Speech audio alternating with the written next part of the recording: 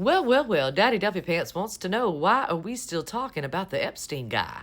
Yes, you see, today when he was having his little cabinet meeting where they all get around that brown table and Brown knows the orange guy, a question was asked by a reporter to Miss Bondi about the inconsistencies and the things that she's had to say in regards to Mr. Epstein.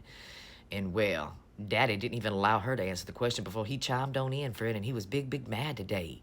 Yes, he was. His diaper was in a wad in a fabulous kind of way because he said today, why are we still talking about that guy? He said, I don't understand. It's been years. What's with us still talking about that creep? There's so many other things we should be talking about today, like what's going on in Texas. There's things going on all across the US of A we should be talking about today. We shouldn't be talking about Jeffrey Epstein. He was big mad. The only problem is he never actually talked about Texas either. I mean, he spent 30 minutes patting himself on the back in his decorating skills, pointing out how he went down to the vaults and picked out pictures to put on the walls in the damn cabinet room. He spent almost 30 minutes talking about his decorating skills and picking out pictures and frames and shit. But it really upset him that people want to know about the inconsistencies and the things that they've had to say about Epstein. He just don't understand. Why are we still talking about that man? And I can tell you why we're still talking about that man, because you yourself, Daddy, said with your full fucking chest on the campaign trail that you were going to get to the bottom of the Epstein files expeditiously. You were going to let the people know about all of the fucking pedos. But then you changed your mind. So I guess that might have something to do while we're still talking about it today. Or maybe we're still talking about it today because back in 2002, when you were still running with that guy, yes, you were still in the Epstein crew in 2002 when Epstein was first brought up on charges for soliciting sex from minors. He always tries to distance himself from Epstein, saying, well, it's been over 15 years since we've been friends. That may have worked as an excuse in 2019, but considering the fact the first time he was ever brought up on charges for soliciting sex from minors was in 2002 and you were still hanging out with that dude. As a matter of fact, those specific charges from 2002 bled all the way into 2006, and then Alex Acosta decided to give him a plea deal. No time, no pleading guilty, we're just going to make it all go away.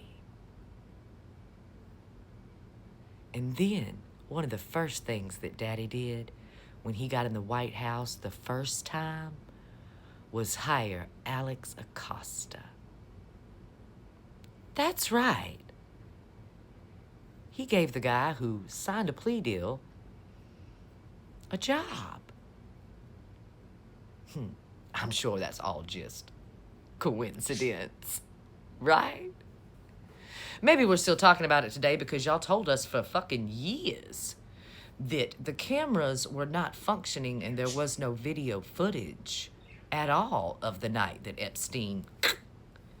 But then yesterday, you magically had video footage.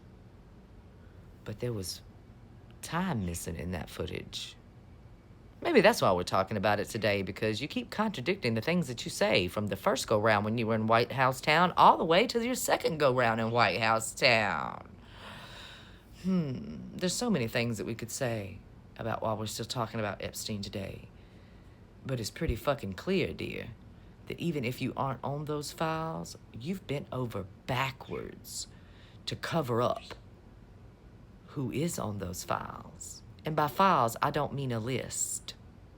Yes. Do you really think we over here are so dumb and dull that we thought there was a legal pad numbered 1, 2, fucking 3, 4, 5, 6 with names on it? No. We learned from Mrs. Maxwell that there was no 1, 2, 3 line up list. We learned that the client list would be embedded in video evidence. You know, that same video evidence that Pam Blondie leaked up and said to a person in a diner that day there was 10,000 hours of more of video evidence to comb through and it was going to take some time, boo. That's where your client list is. We learned this from Miss Maxwell, who, by the fucking way, in case you did not know, she's currently in Tallahassee in a very, very, very minimal security federal facility. And she used to be in Gen Pop. But as of last year, she was moved for good behavior to much more cozier digs on campus with private rooms and the ability to eat better food. You know the deal if you've ever been locked up before. One side of campus is not for everybody, but the other side, well, it's not that bad. It's not that bad at all. As a matter of fact, even her lawyer has come out to say she's doing great in there, and it won't be long in a future day that she won't be there anymore. That 20 years she's supposed to serve might go away because people are starting to say she's spilling the beans.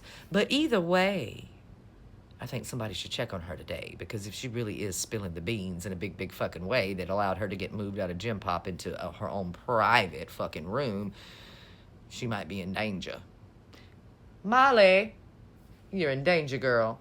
But either way, that's why we're still talking about that today, because one lie after another has been told to our face, as if we could not fucking read, as if we could not fucking count, as if we could not fucking see. And the fact that you got so fucking mad expeditiously the minute a reporter asked a question about inconsistencies, can we say, guilty? Yes, we can. The orange man is guilty if he's not in those videos, even though he's on the flight logs. Then why, oh why, continue to defend the creep by not letting us know who's in the videos? You want me to believe that over 10,000 hours of videos of the hundreds of cameras that he put in his residence never had anybody on them but him? Because I already know that's a lie too, because Miss Maxwell fucking told us.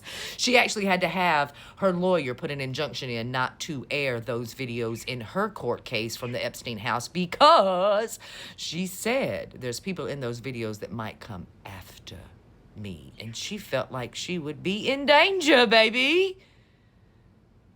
So her lawyer worked real hard to get those thrown out based on her testimony.